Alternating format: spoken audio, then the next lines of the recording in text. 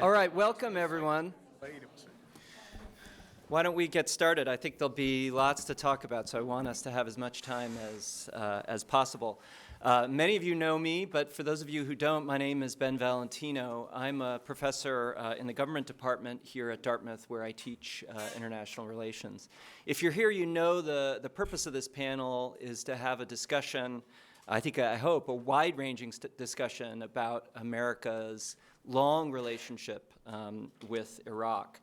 Iraq, I think it's fair to say, has been at the center of American foreign policy for at least 20 years, longer than that probably as well. Essentially, over those last 20 years, the United States has been in a more or less constant state of war. Again, some of you probably aren't even aware how frequent the ongoing military operations were against Iraq between the two Gulf Wars, between 1991 and 2003. But the idea that there was ever really a state of peace there in that interwar period between the United States and Iraq is a bit of an illusion.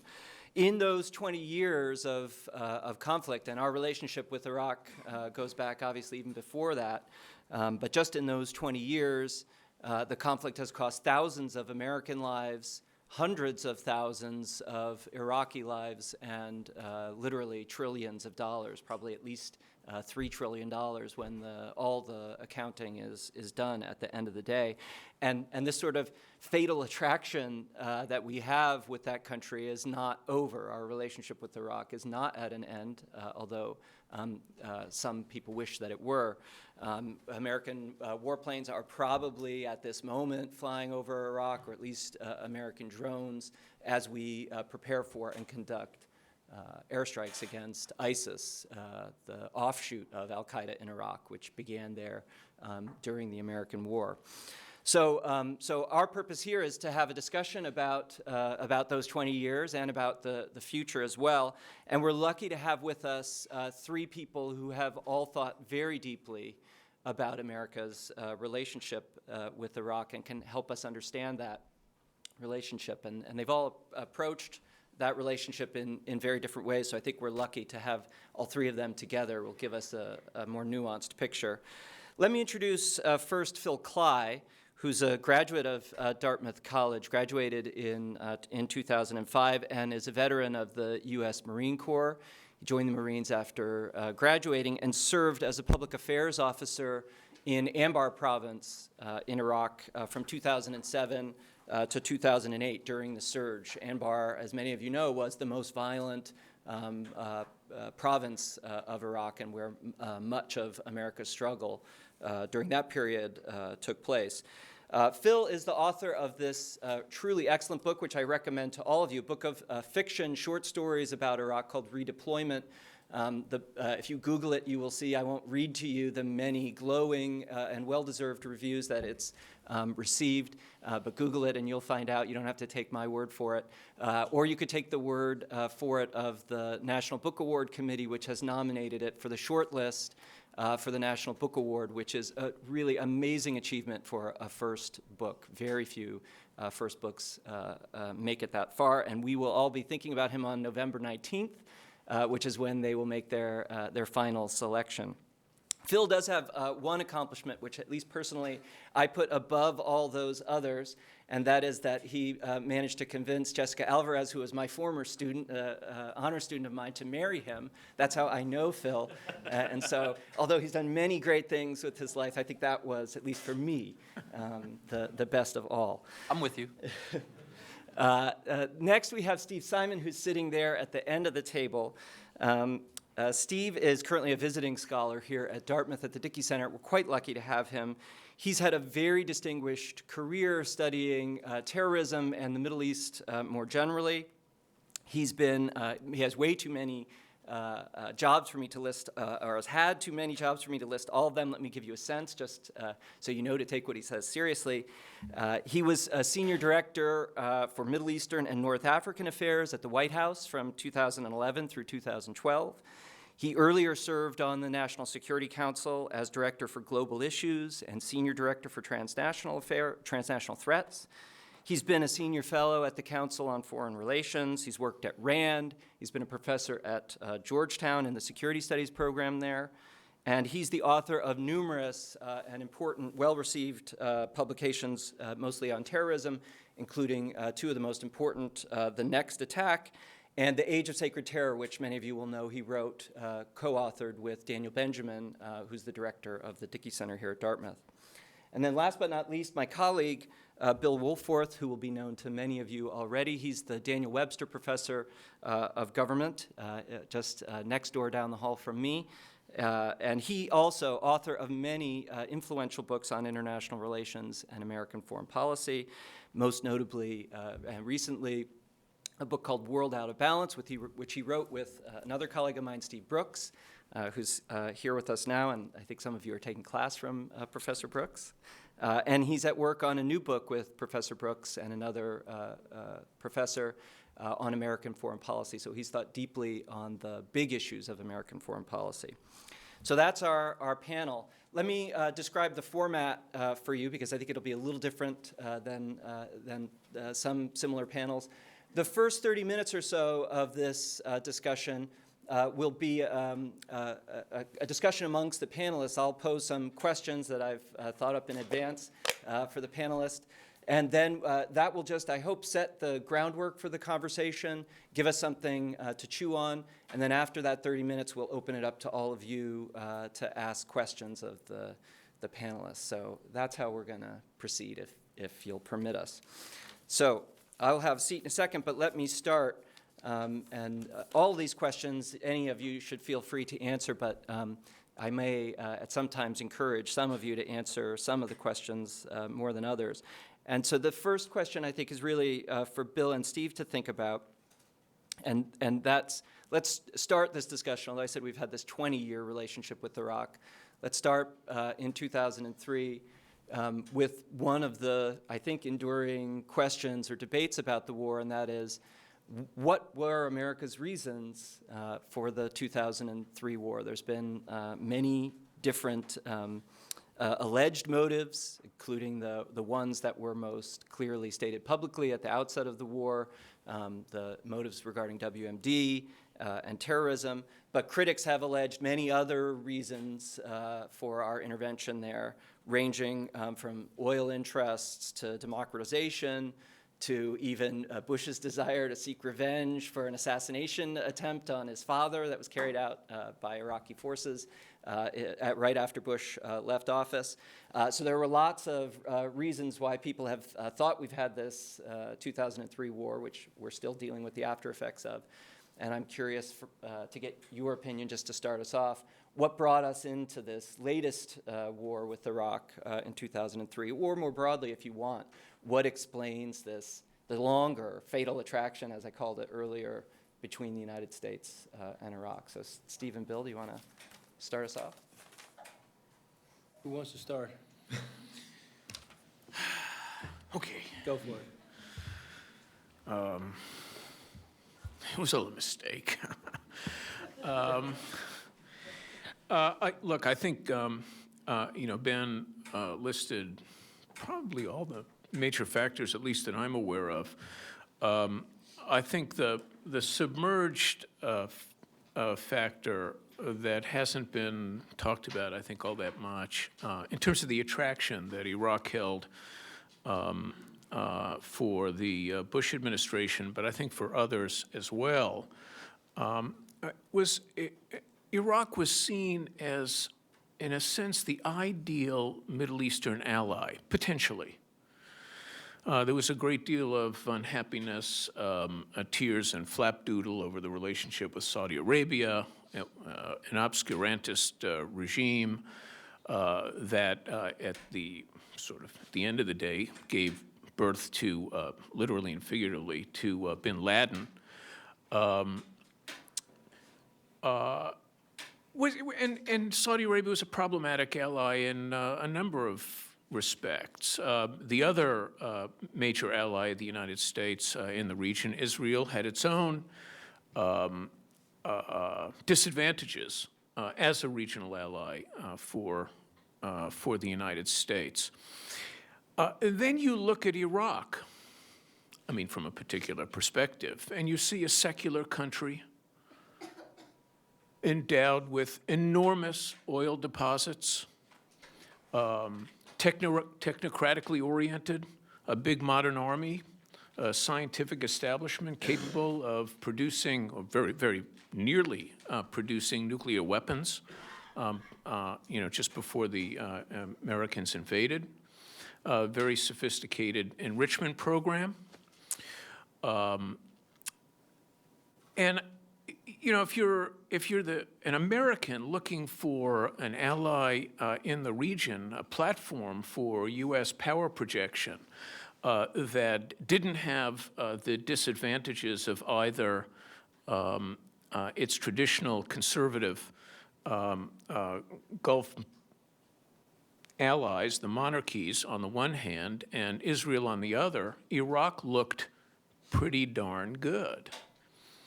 And if you were able to convince yourself that an invasion of Iraq that toppled its wicked leader, Saddam Hussein, in a surgical operation,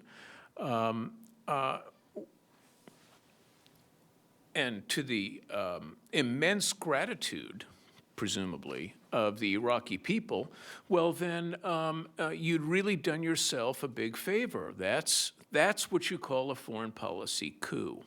So I think there was a bit of that sort of seductive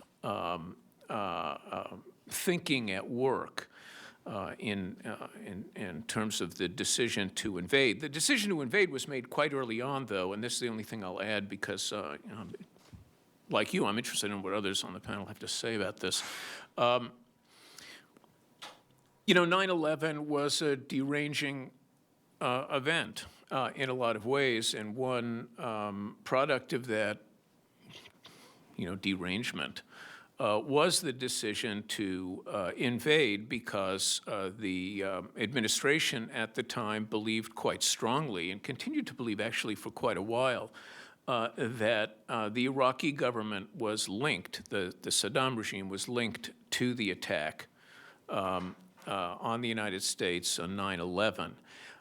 And combined with the belief that Iraq possessed weapons of mass destruction, a belief that was underscored by intelligence community analysis that was largely inferential in nature, but sort of hard to argue with, suggested that the invasion of Iraq was an urgent defensive requirement on the part of the United States. I'll add to that only a little bit of context. So Steve mentioned both the defensive and the offensive or upside potential motivations, and they all seem to come together in the White House, and then catalyzed by 9/11, create an environment that made this decision very, very overwhelmingly popular within this policy community. There's indeed a very well-researched book, we can debate about it, that argues that invasion was happening regardless of who was president of the United States, that a Gore administration would have gone forward with it. Let me just give you a little sense of the context, whether you buy that argument or not. Let me give you a little bit of sense of the context to add to what Steve said. The first context is that the mood in 2002 was the result of a series of what were perceived to be extremely successful American uses of force in the world. We had the original Gulf War, the first time, the very short, very low casualty, and strikingly successful use of American military power. That had followed an Air Force-only attempt to reverse Serbian policy in Kosovo. We won't go into details, but by and large, from 15,000 feet, the United States caused Serbia to give up on its claim to be able to be the sovereign in Kosovo. That followed the Balkan interventions of the mid-1990s, which, although were not as clean win columns for the United States as some of the others, nonetheless seemed to show application of U.S. power generating a favorable outcome. The mood in Washington was that this policy tool was very, very successful.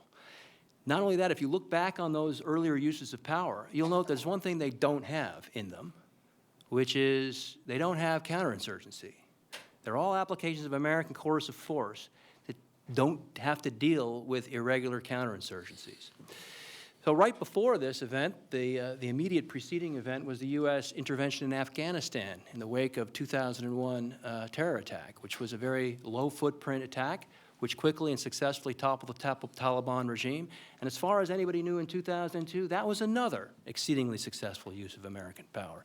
So that mood that the U.S. military is awesome and that it's a really useful tool to solve policy problems was powerfully in evidence throughout the American policy community before this event. And of course, we all now know that mood has changed. The second contextual factor is that the previous policy of the United States regarding Iraq had been widely seen within the policy community as an abject failure. That is to say, we had a long series of that Ben Valentino pointed out, of sort of coercive attempts, sanctions attempts, to get Iraq to expose, open up the coffers, open up the closets, and let us intrusively inspect its alleged weapons of mass destruction programs. Those sanctions led to one of the worst humanitarian crises of the 1990s, with massive death among innocent Iraqi civilians. The sanctions regime was seen as a catastrophe, a total failure. The containment regime wasn't working. The coalition around Iraq wasn't holding together. The policy community didn't see a lot of other options for dealing with Iraq. The option they were presented in 2002 was contain it, continue to contain it, and hope everything goes all right, or deal with it in a decisive manner. So there was this combination of heady power and a sense of a failed policy that helped contribute to this. But then on top of that, there was this more, shall we say, visionary idea that you could transform Iraq, indeed, perhaps even the Middle East, by toppling this regime and creating in its stead a pro-American, reliable ally and a democracy. The government, as far as we know from post hoc accounts of what happened, basically all of these strains, both the defensive strain and the more offensive strain, were all working in there. Maybe even the "he's the guy who killed my dad after all" argument was also filtering around. What the government was able to build a consensus around was the WMD issue. That was the one, as Paul Wohlforth said afterwards, which we could kind of coalesce all the multifarious motivations around as the reason we would put front and center. Great. That's, I think, gives us a good beginning, a good background to share. So now comes for the harder question for all of you, which is, and maybe you'll think this is unfair, but I hope you'll bear with me anyway. What did you think of the decision to invade at the time, and what do you think about it now? And to Phil, I want to ask more specifically. So some other Dartmouth alums, Nate Fick, for example, many of us know him or have read his book, joined the war. He joined the Marines before 9/11 even.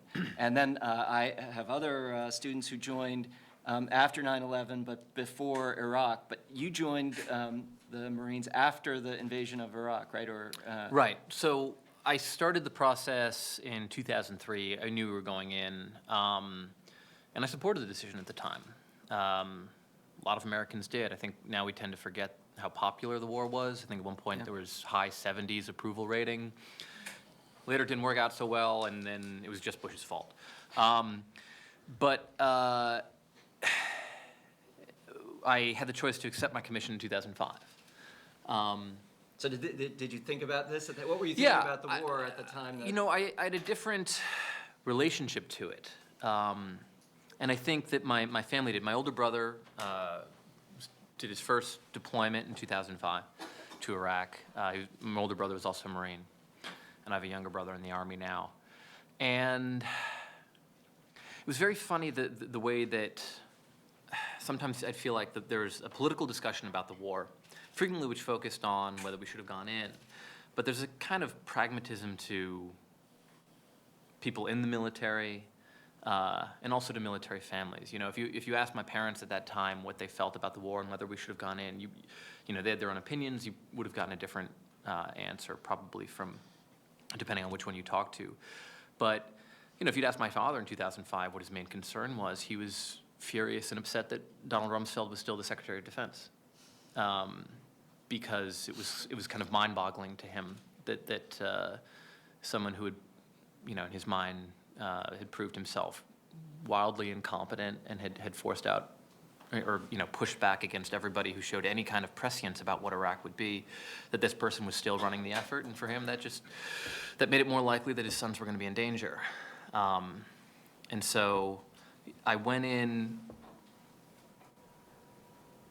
with certainly reservations about the leadership.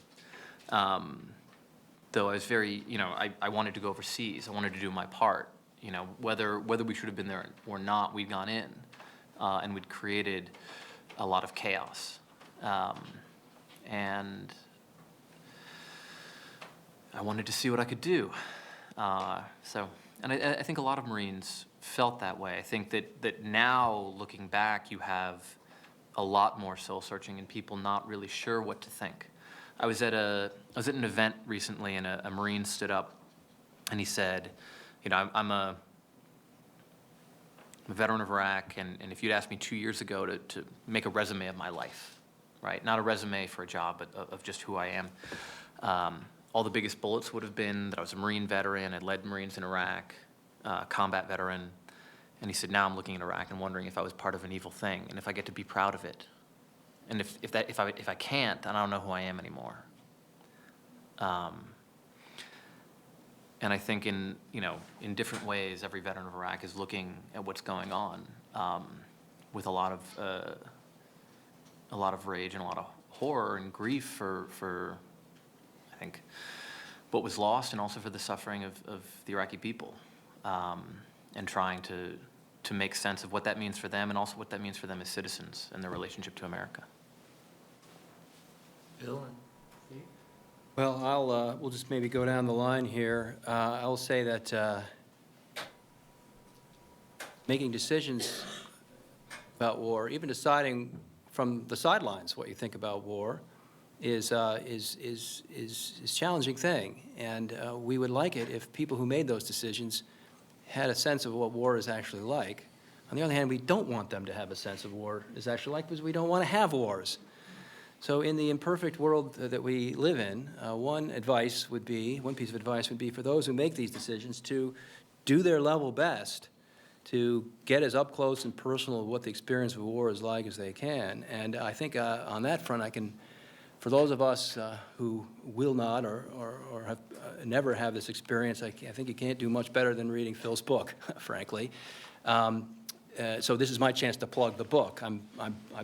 Ben gave me a copy a few days ago, and I'm almost done because it's such an extraordinary piece of work. So did I have that kind of thought in my mind back in 2002? Did I think about it? I'd like to think I did in a kind of geeky academic way. I mean, I've read a lot of books. After I grew up in the post-Vietnam era, I read all of the Vietnam, books. I read the things they carried. I read dispatches. I watched the movies that try to capture the view. And by the way, some of that is in, I think maybe it's all wars, but some of that is in this work of Phil's. And so I thought that war should be the last resort. Even though we had just had all of these experiences of successful application of power. You can't read books like this, much less actually participate in the events, even if you don't know anybody's participated in events, and not come to the conclusion that you should treat war as a different kind of policy option, just not one of all of the policy tools, but a kind of special one, and one that, as Clausewitz wrote, is really hard to control. And so I will say for myself, I did have those feelings in my mind back then. However, I did not unambiguously oppose this. I was caught up in the world that thought that they had WMD, that thought it was really serious, that thought we had to do something about it, and that thought that the policies of the 90s were total failures.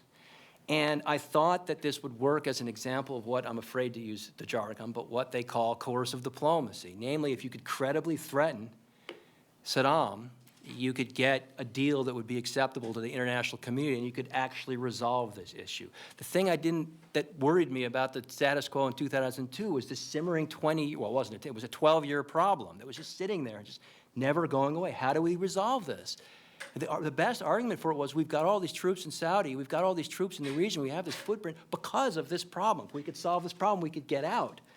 And so I thought the coercive diplomacy idea was was a good one, that we would credibly threaten Saddam with unacceptable consequences if he didn't fess up and fulfill the obligations that he had undertaken and as part of the peace treaty that were involved in those Security Council resolutions. My opposition to the U.S. policy came about when it seemed like that policy was working. It seemed like we had deployed a credible force in Kuwait. It seemed like we were getting the inspectors back in, and it seemed like at that point, why did we? I thought that the coercive diplomacy strategy was working, and therefore thought that given the war is really bad, why not wait until we see if the coercive diplomacy thing kind of works. So I'd love to come up before you today and say, oh, I was always a strident opponent to the war, blah, blah, blah. In fact, I was one of these typical geeky academic positions where I wasn't a full-throated opponent, but then ultimately opposed the rush to war that I seemed to see and train with the Bush administration at the time.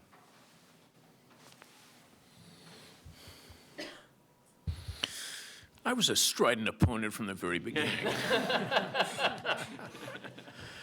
My views at the time were shaped by two things. The one was that I just finished a book with a co-author on Iraq, on Iraqi state and society.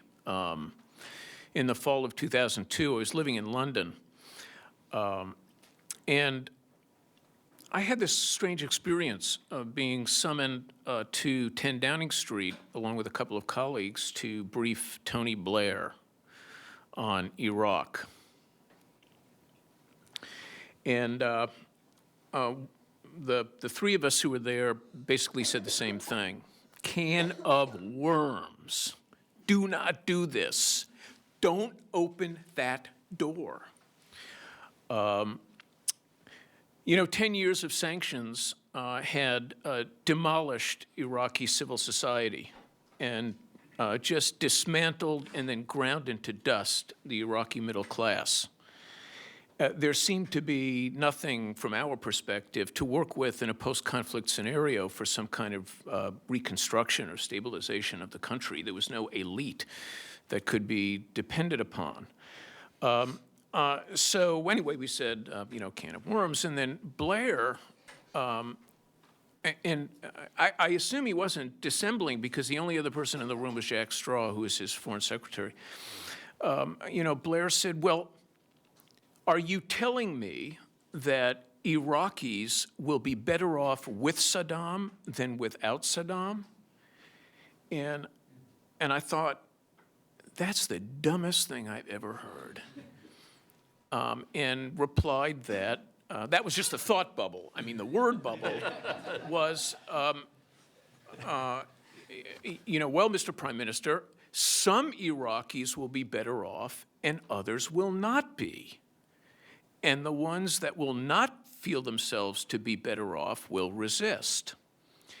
And the debate, I'm sorry to say, didn't get very detailed because his response was just, so are you telling me that, et cetera, et cetera.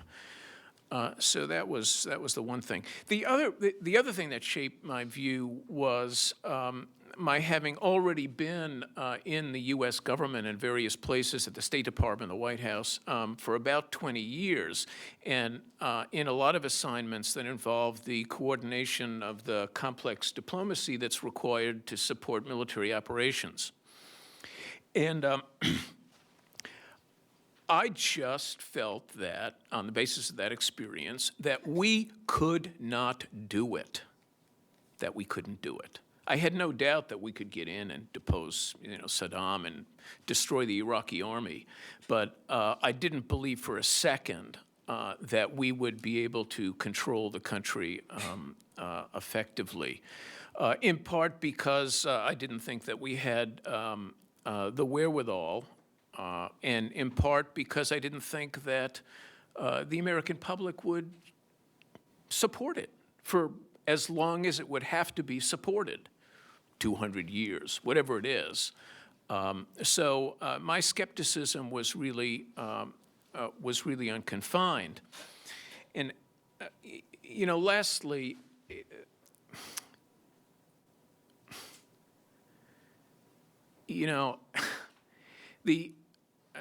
the U.S.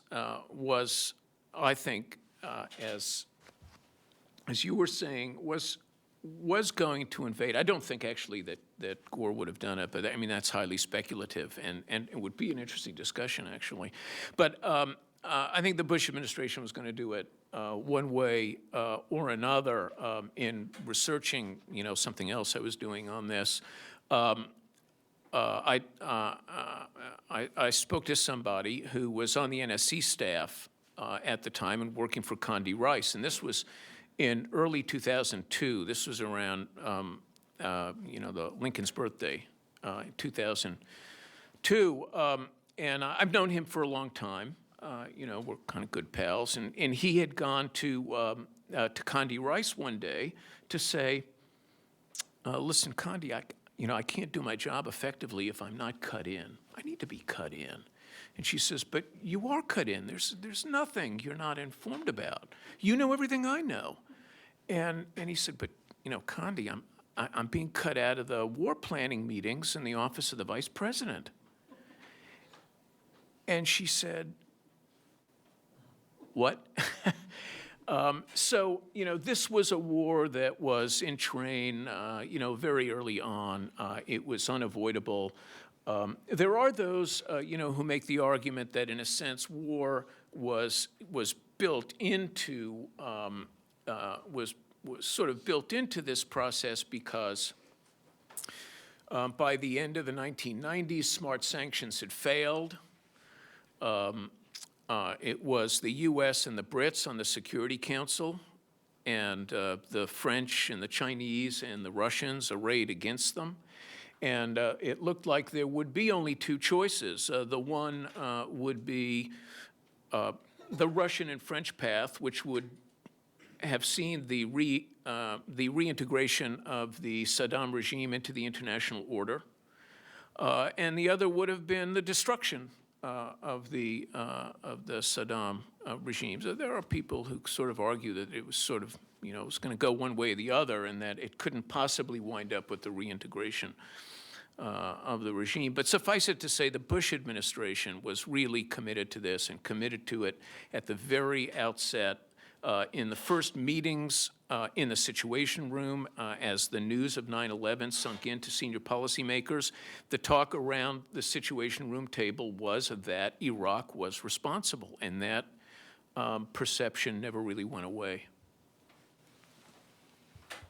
Well, that's a good segue to the next question that I had, and this one I think really is for all of you. If you step back and regardless of what you thought the United States was hoping to achieve in Iraq, whatever of those long lists of goals that we might have had, I think you'd find it difficult to argue that on any of those counts our intervention there has been a success. Obviously, the country is currently in the state of civil war, very serious civil war. The country's basically been ethnically cleansed. There are even still today over 1 million refugees, if you count internally displaced people in Iraq. Not a functioning democracy by any real sense of the term. I think most people would agree, whatever you thought about Saddam's relationship to terrorism before the war, terrorism is a much greater problem in Iraq today than it was before the war. If you ask Iraqis, as some people have done in polls, a majority of them now say that they're worse off now after the war than they were before. Only the Kurds of the different ethnic groups say that they're better off. And as this fighting happens closer and closer to them, I wonder whether they might even change their mind about it. The majority of Americans, by the way, agree now that the war was a mistake. A vast majority of Americans. In fact, American public opinion shifted on the war. It's hard to remember all the way back in 2005. That's the first time that majorities started to say that the war was a mistake. But now that's up to close to 70% of Americans who believe the war was a mistake. Of course, if you think of the bigger picture regionally, most people would agree Iran has emerged the winner of the Iraq war, strengthened as a result of it. We could go on and on about the costs and failures. But that just raises what I think is the big question. Why? Why weren't we more successful in Iraq? Why weren't we able to achieve any of these goals? What did we do wrong? What could we have done better? So start with you, Phil. Oh, boy. What could we have done better? It's going to take a while, right? And you God. could take this even from your perspective there on the Well, ground, or more I'm not going to, I'll leave the policy heavy hitters to explain some of this, but I'll say one thing. So I was talking with a journalist who had been embedded in Afghanistan in 2011. And he'd been with troops. There's a pretty serious fight going on in Helmand. And I was talking to him, I think, in 2013. And he said, I just caught myself talking about the war as if it wasn't still happening. And I was just over there. And if I'm doing that, what does that say for the rest of us? And I think that, there's such a huge disconnect. I think veterans feel it very keenly. I know I certainly felt it. The first time I came back from Iraq, I had 2 weeks of leave. And I lived near a surgical facility. I'd seen a Marine die. I'd seen a lot of, injured people come in, Iraqi civilians, troops and surgeons, and flew back to New York. And I remember walking down Madison Avenue just feeling like, where am I? There's no sense that we're at war. And if you come back, at the end of my tour, I came back to Jacksonville, North Carolina. And it was much easier because everybody in Jacksonville is very aware of the fact that we're at war. There are small pockets of the country that are, that are engaged in this. And for the rest of the public, it's an all-volunteer military. It might not be the biggest thing on your mind, particularly since the recession. So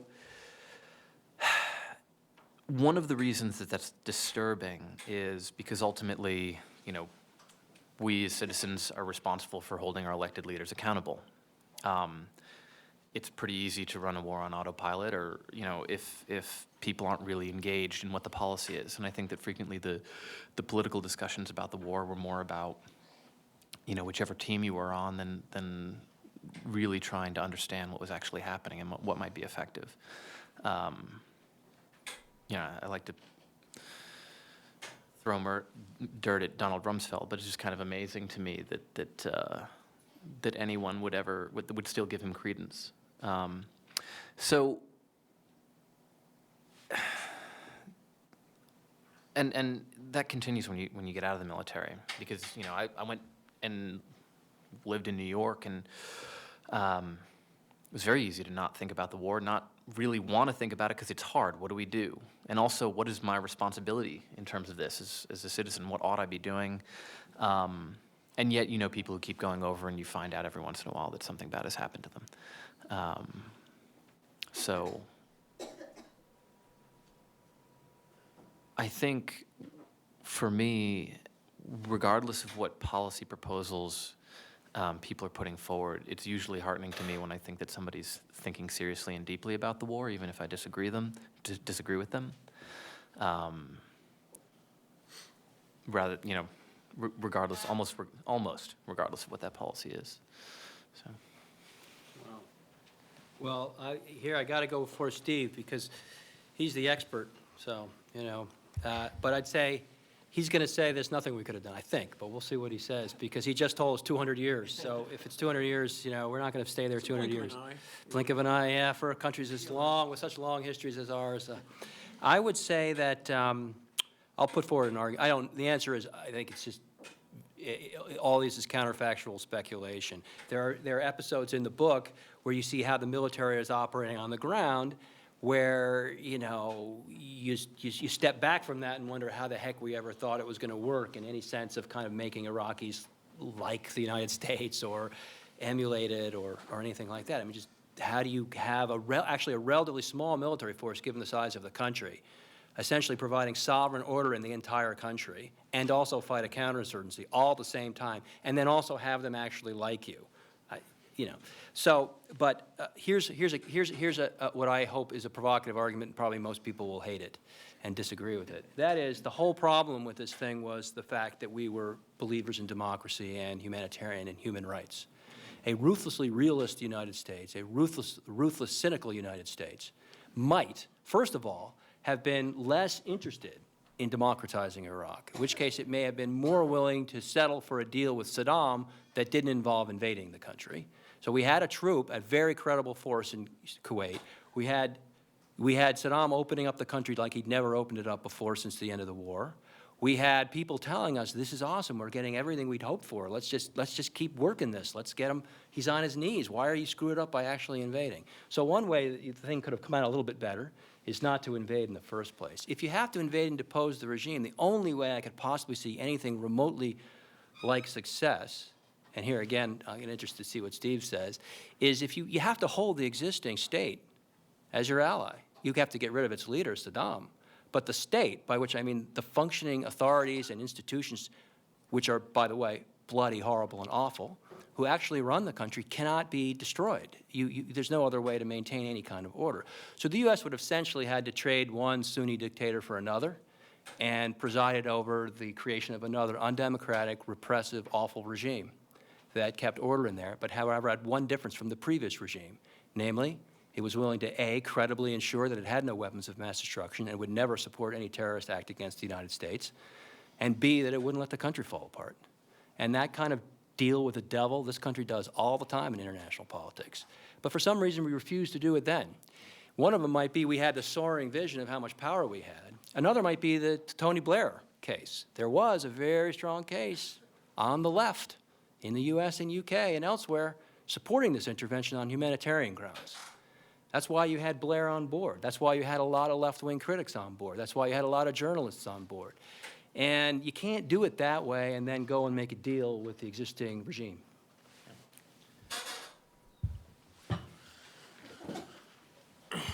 Oh, I largely agree. You know, there's not much to fault in that analysis. I mean, if you want to get down to cases, the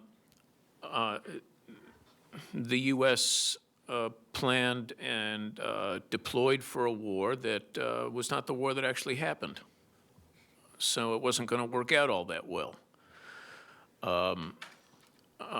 When you combine that with the fact that the nature of the U.S. assault was such that it decapitated the Iraqi government virtually instantaneously, and in the process incapacitated it so that it couldn't provide anything in the wake of the attack, a baleful effect that was only reinforced by the policies of the occupying administration, which were to rule out the participation of Baathists in the government and also to dismantle the army, officers of which are now allied with ISIS in a kind of, I don't know, strange pathological relationship, but one that's proved militarily very effective, at least right now, for the moment. So, you know, once the state was incapacitated in this way, there, as I mentioned a second ago, you know, there was no civil society left, no middle class. The country had been stripped bare by sanctions. Over a prolonged period of time, and these were extremely comprehensive sanctions, even taking into account the oil for food program, which enabled Iraq to import some stuff that it otherwise wouldn't have been able to under sanctions during that period. There was really nobody to make that country work, and it only made sense at that point in an extremely chaotic, even anarchic environment for the different groups in Iraq to seek shelter under, I guess, what you know scholars call security entrepreneurs, who operated under the banner of various you know sectarian identities. And this really got the ball rolling in a very negative way. And then, in terms of the way the occupation was carried out, I mean, this has been pretty closely studied, and it's reported on. It's been reported on, really rather extensively. Really serious mistakes were made. In the first instance, in the form of the U.S. campaign in the West against, Sunni bad actors or malefactors or whatever you want to call them. The Army and the Marine Corps carried out that campaign initially, and I have to say, it's hard to criticize because they're your Army and they're your Marine Corps. They're supposed to do something, which is suppress a revolt, and they're going to do it as effectively and as systematically as they can possibly do it.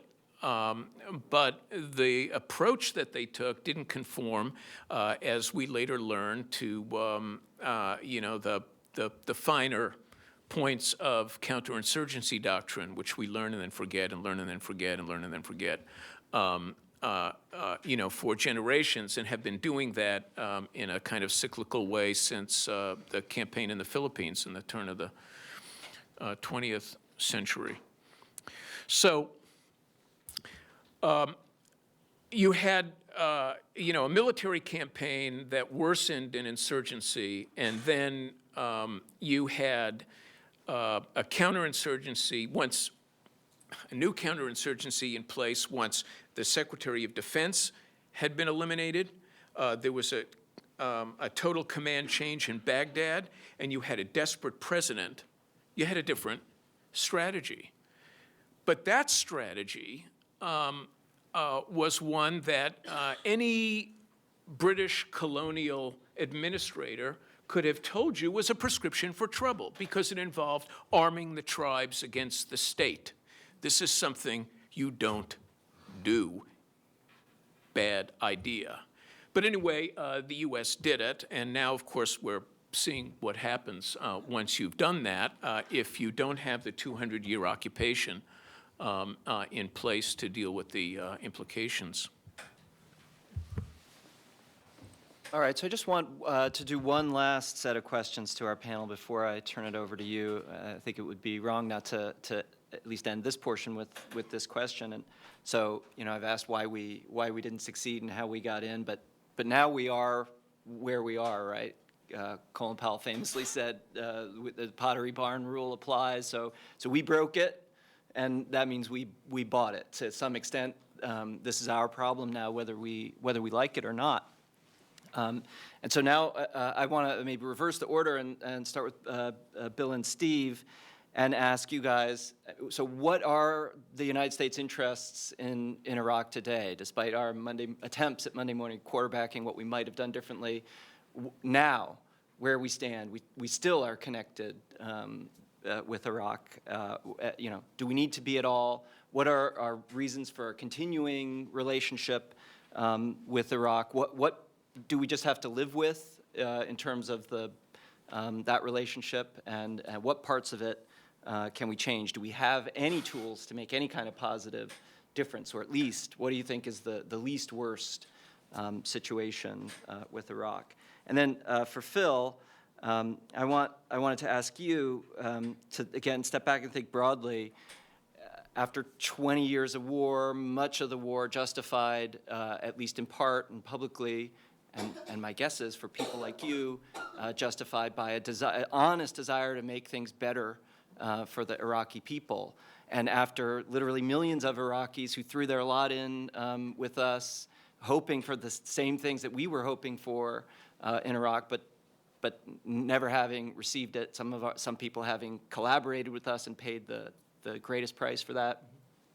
What do we owe to Iraq? Put aside maybe our national interests in the sense of, terrorism or stability in oil prices or the geopolitics. What do we owe to the people of Iraq, for people like you who fought for it and saw people die to make something happen in Iraq? What do we owe them now? So we'll start with Bill and Steve and then go to Phil. You might answer it, that might handle the whole problem. I'm just going to embroider. No, I think that's the toughest question for the day. All of what I think we've been asked right now is the hard stuff. And it's easy to look back, and when you're actually a policymaker, you have to make decisions about the future, not about the past. I would say that the first principle, you have to think first about the principles involved. And one principle is you can only do a policy for which you have the capability. I know that sounds dumb, but don't set yourself a policy that you actually don't have the capability to implement. And Ben already said some things about the U.S. Public opinion. We also know something, that is to say, U.S. public opinion is in a setting where there is no support for a large-scale U.S. ground deployment in the Middle East, unless there's a direct, palpable threat to the U.S. homeland that is not some conjectural threat. I don't see it happening. So that means any policy the U.S. does has to be premised on the policy that, on the reality that we're not going to have a large ground presence, and that's in fact how the administration is proceeding. We have a very strained budget situation in this country, and will have going forward. We have very, very limited options. Therefore, you can't set yourself a goal that you can't have. You're not doing Iraqi people any favor if you set a goal and make a promise that you don't have the capability to implement. Therefore, it seems to me you have to have minimal goals, and those goals have to be defensive goals, and they have to be preventing a situation in which developments within the territory of the Islamic Republic of Iraq become dangerous, damaging to the homeland security of the United States of America. Therefore, what the United States is concerned about is not necessarily any instability in Iraq, not necessarily any kind of violent activity within the borders of Iraq, but it has to be concerned with violent activity that could have as its outcome attacks against the United States. And it seems to me that's kind of where the policy is going right now in terms of how they're thinking about ISIS. There may be loftier goals, but those have to be the minimalist goals. And I think the leverage the United States has for that is not insubstantial, although it's not the way it used to be. But the United States still has a considerable amount of leverage, at least in the formal sense, in the degree that the Iraqi government in Baghdad, for better or for worse, is highly dependent upon its relationship with the United States. So there, at the margins, there are things the United States can try to do to limit that. But I would say negative goals and limited goals and modest goals. I agree. You have to avoid a gap between your resources and your objectives. You also have to think carefully about what your interests are, because that's going to regulate everything. All these other, calculations. And I'd say the U.S. has a discernible, if limited, interest in Iraq, which calls for a discernible but limited effort, which also happens to jibe with our capacities right now. The use of air power against ISIS makes a lot of sense, although, it's like the use of air power in a situation like this is like romance in the summer of love. Gratification without commitment. Perfect. So, we'll do a little of that. And we'll try and work with the Iraqi army as much as we can, because it is, I think, understood as a matter of military logic that you can't really defeat an enemy only from the air. You have to really chip away at him on the ground, too, and that requires ground forces, but those won't come from the United States. Those will have to be Iraqi, or maybe the Peshmerga, the Kurdish forces will, I don't know, get their pants up. It's possible. Or at least it's not inconceivable. So I think what you're going to see is more of what you already are seeing. I mean, I think the real dilemma for the administration right now is not what it does in Iraq. I think even at the very moment that President Obama was saying, for whatever reason, at that press gaggle that, we didn't yet have a strategy. At that point, we were already several weeks into a strategy in Iraq that was already being implemented, and implemented fairly systematically. But the dilemmas will happen in Syria. That's where they'll arise, because another, attribute of military logic in a situation like this is to deprive an insurgency of cross-border safe haven, cross-border sanctuary, because they're really hard to beat. If you take a whack at them and then they go across the border and they've got someplace safe where they can kind of hang out, lick their wounds, reconsolidate, and then come back at you. You want to be able to go across the border to hit them, and that was the idea behind the strikes in Syria initially. But at this point, because of ISIS's burgeoning activity and the fact that a Brit in Syria killed an American, we're now we're now carrying out airstrikes deep into Raqqa, which is the middle of Syria, and north in Idlib by the Turkish border. Strikes are in the vicinity of Aleppo, which is sort of the grand big city of western central Syria. The administration is perilously close to actually involving itself as a combatant in the Syrian civil war, which is something that the administration has sought to avoid, because if you think that you just have a limited interest in Iraq, you don't have an instrument sensitive enough to measure how small your interest is in Syria, or at least in the outcome of that civil war. But suffice it to say that with all those U.S. airplanes, flying around, plinking away at ISIS jeeps and motorcycles or whatever they're shooting over there, at some point in a moderate opposition unit under attack by the regime is going to ring up and say, hey, you were just protecting me 5 minutes ago against an ISIS attack. How about coming to my rescue against this regime force? That will be a very challenging moment, for the administration. Yeah.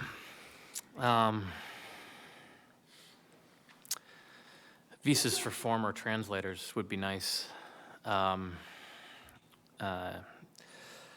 think we left a lot of people out to dry.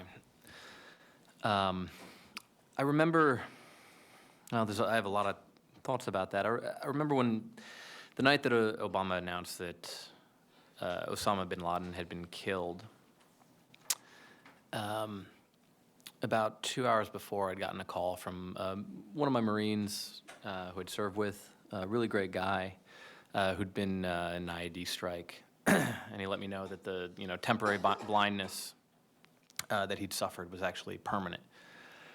And then 2 hours later, I'm watching the students chanting USA and on television. I think that the issue of that gratification without commitment is really serious. I think that I already mentioned how I think that with the all-volunteer military, I think that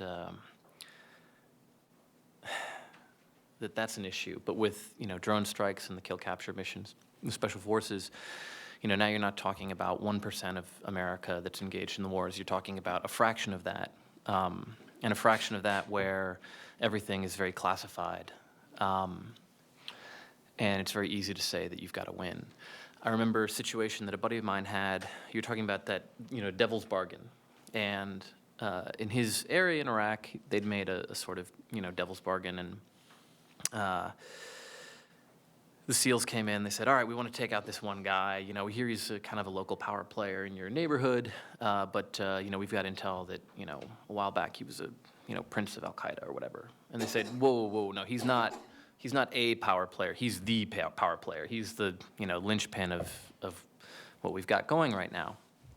And they're like, okay, well, we supersede you. And they took him out. And then everything kind of unraveled. And a lot of the folks that I know who did stuff in kill capture missions, a lot of them feel very good about what they did. We went in, we took out a guy, he had a torture house in his basement. Like, he was definitely a bad guy. And, we got him off the battlefield. And I did that every night for my deployment and then came home and I felt great about it. Guys who did counterinsurgency, they're making a lot of those devil's bargains. it's very difficult to see long-term whether, the gains that you're making are sustainable. You have to ask yourself a lot of very hard questions.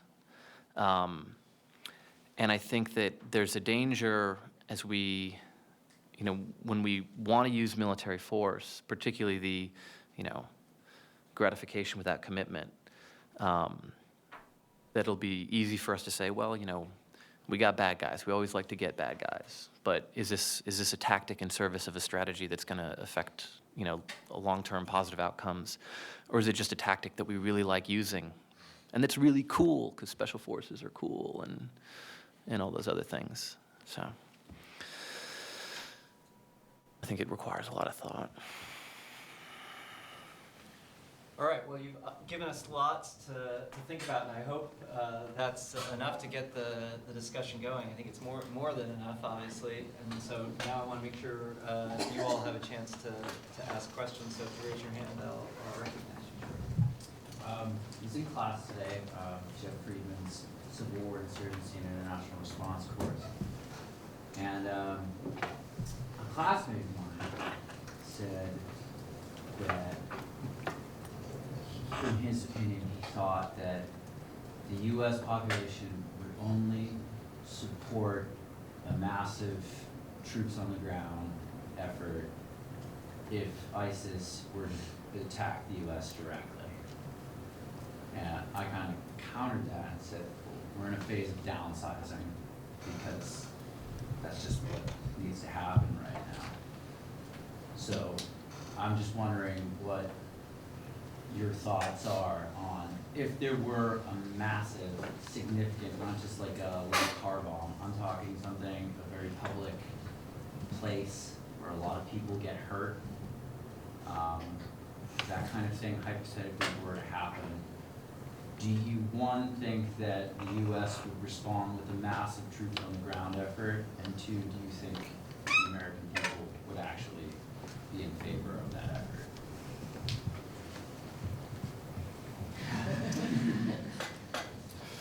Who wants to tackle that one?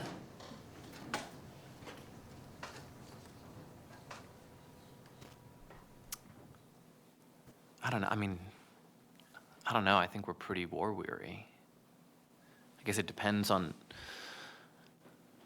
what kind of attack it is, right? Never underestimate the ability of people to get overexcited about sort of threats. Yeah, I don't know. I think that there's so much skepticism about what that kind of effort could even do that I'm doubtful, but I don't know. I guess it depends on how serious a threat you're talking about. I think that when you ask that question, what would the American people support, we always should keep in mind what Phil just said a few minutes ago about the all-voluntary military.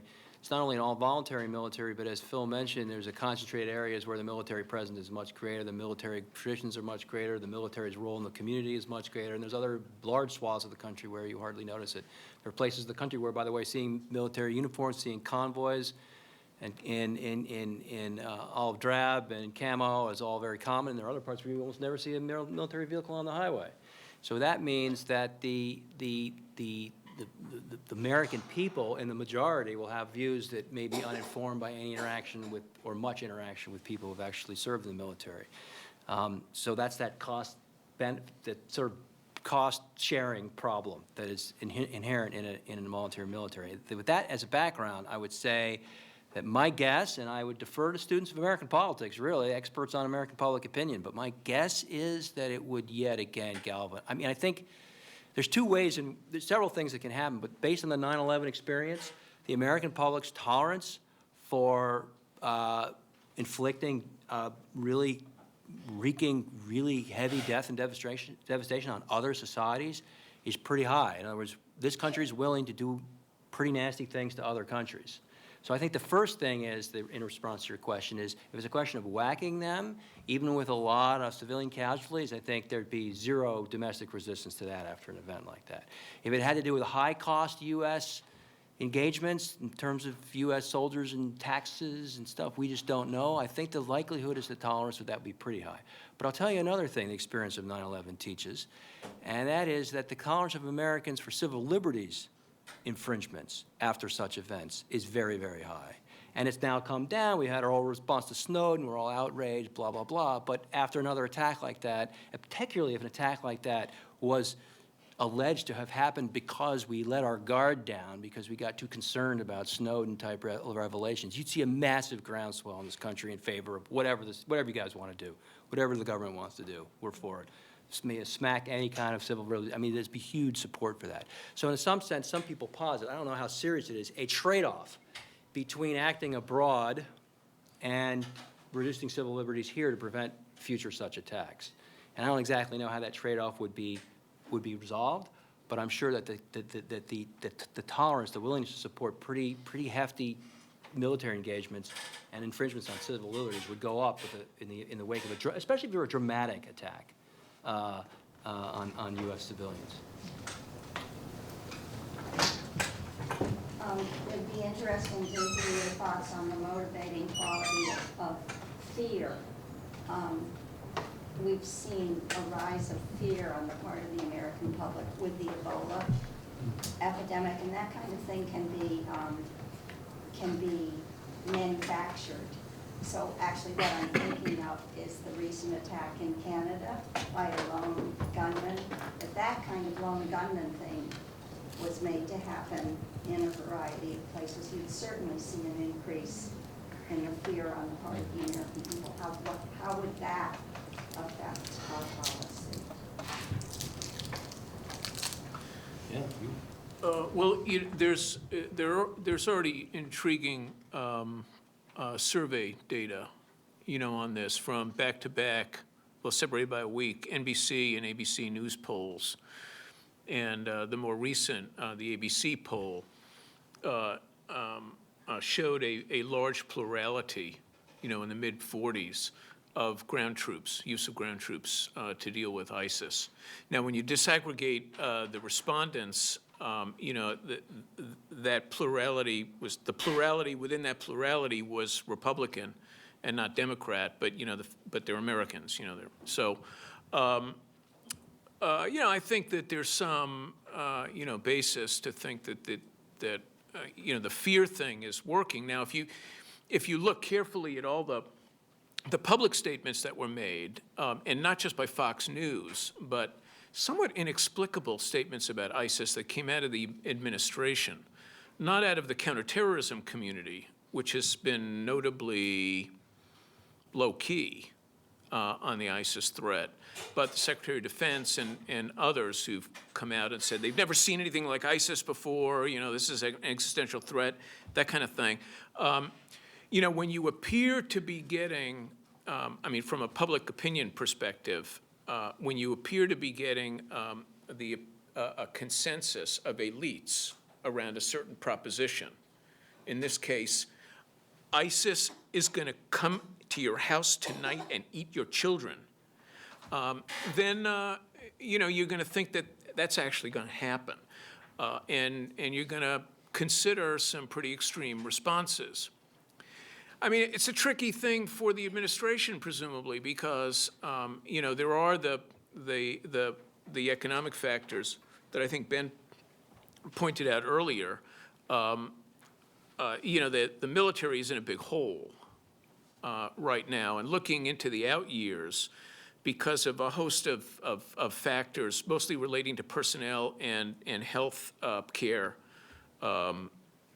expenses that are now built into the system owing to the war in Iraq, we're looking at a very big cost into the out years. So, the military is very concerned now about additional deployments. And then if you look globally, again, if you're the administration, you're going to think, well, we've got the military balance in Asia shifting in favor of an aggressive China, where you have the PLA now talking openly about taking Taiwan, now's the time.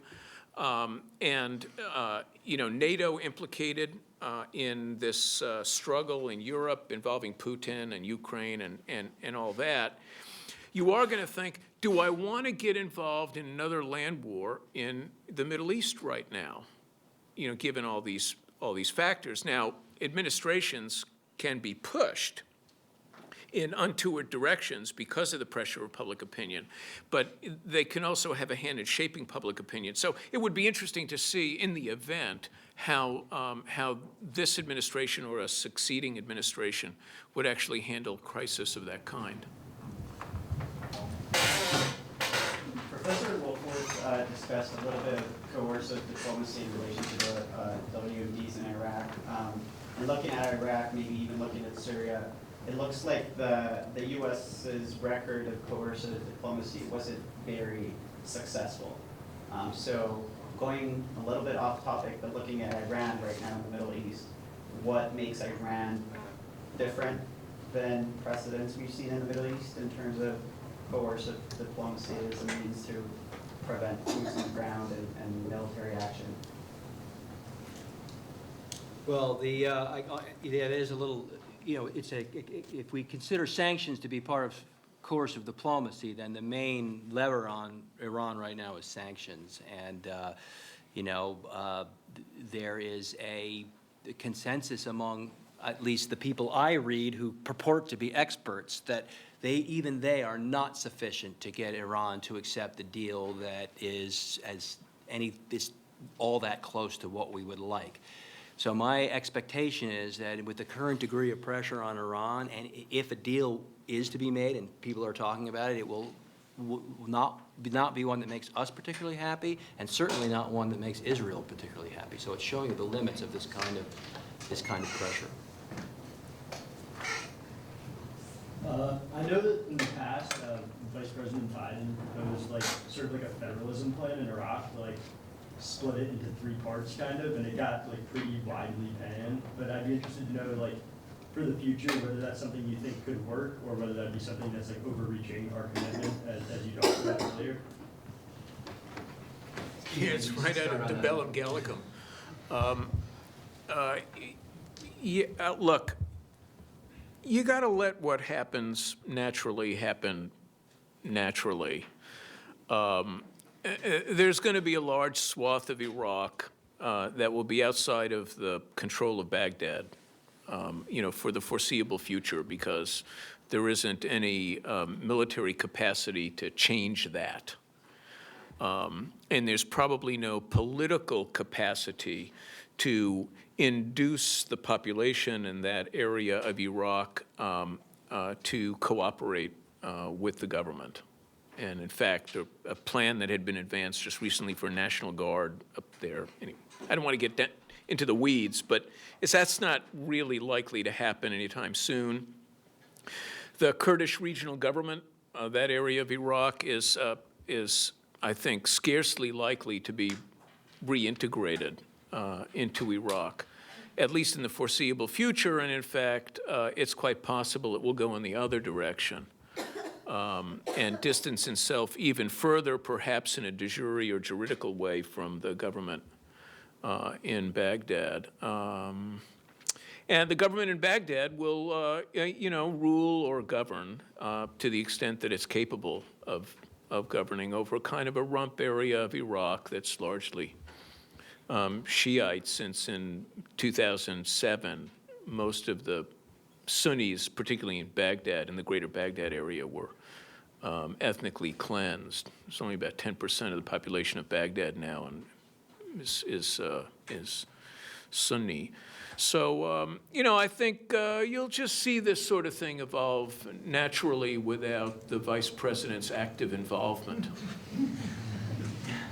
Phil, you traveled around a lot, so probably had interactions with members of all the different main ethnic groups in Iraq while you were there.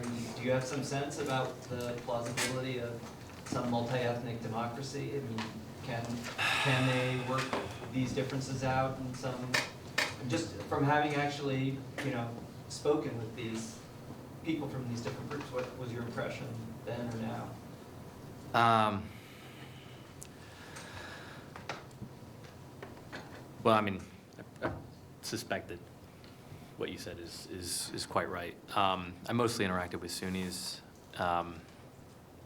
If I was a Sunni living in Anbar province, I'm not sure why I would be very motivated to support the central government. And, you know, I think the Kurds have wanted independence for a while, and so, yeah, I don't know. I think it's the conditions don't seem to that they'll move in that direction. I think, you know, there was a moment where maybe the Sunni tribes were more willing to talk about integration with the government, and I think that certainly with everything that's happened, particularly past 2010, there are a lot of reasons for them not to. Yes, sir. Just carrying that issue further down the line, to what extent should American efforts, diplomatic and other, be focused on making a final separation? Certainly Syria has been, there's been a lot of serious talk about Syria being divided into the Alawite and the Sunni and Kurdish areas. How about Iraq? As an active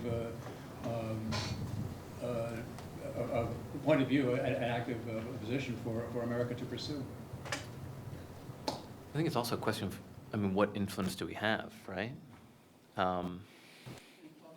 There was a Sunni politician who was talking to a U.S. journalist and said, "You've baked Iraq like a cake and given it to Iran to eat." Yeah. I certainly think going forward we should have a sense of the limitations of our power. Do you mind if can I ask Phil a question? Yeah. So, Phil, I was interested as we're at this panel and we're kind of talking about the U.S. kind of pulling back in Iraq, and we also there's been that very powerful evidence from Ben Valentino about how the American people think of it as a mistake and a failure, and we haven't given you a chance to say kind of at the affect level in your heart, you know, how that makes you feel and how that makes your friends who are also vets feel. I mean, awful. Both things that were sure, Yeah. clearly awful. But you noticed that you mentioned there were some units, some missions that somehow you can look back on and say, you know, we did proud of what we did, even if the global thing didn't work out. Right. You know, I think that's a question everybody has to grapple with, right? And I already mentioned a little that I think it often makes a big difference in terms of what type of job you did and even when you were there, right?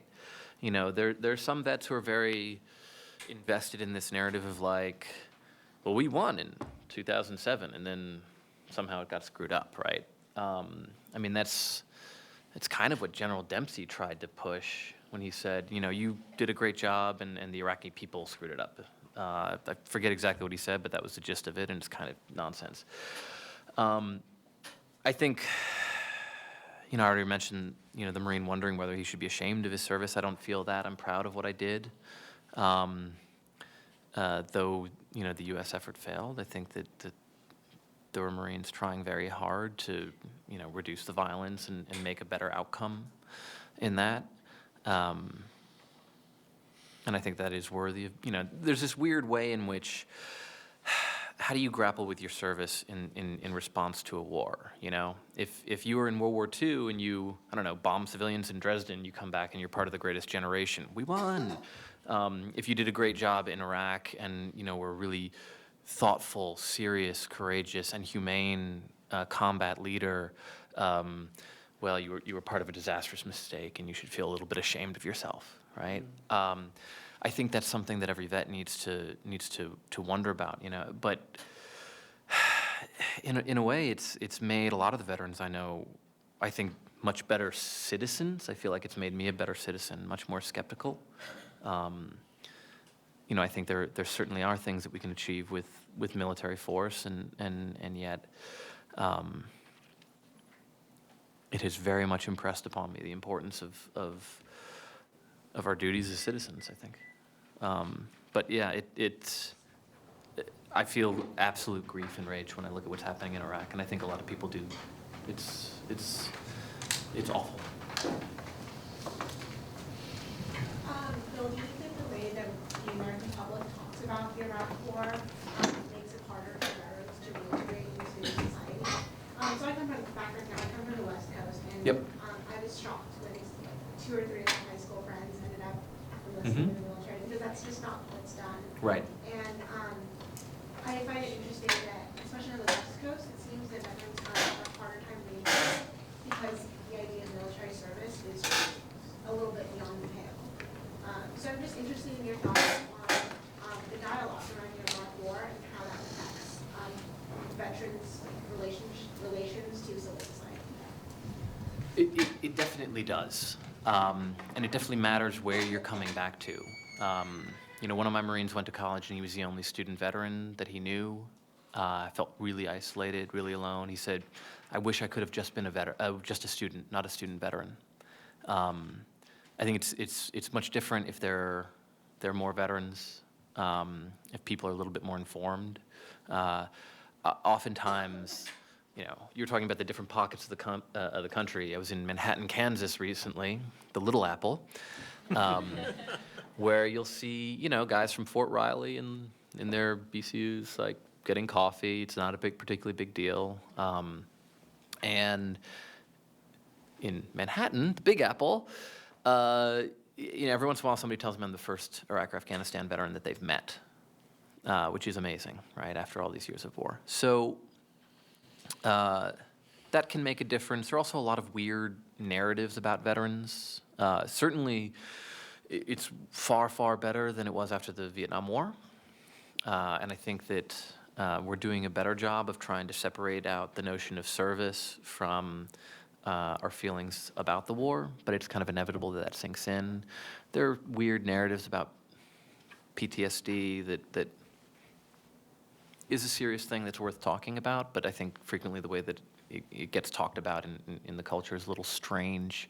I've been told that I must have PTSD many times. I don't. One guy in a bar told me that all Iraq vets are going to snap after 10 years, and you've been back 3, so you got 7 left. So Nice guy. I know.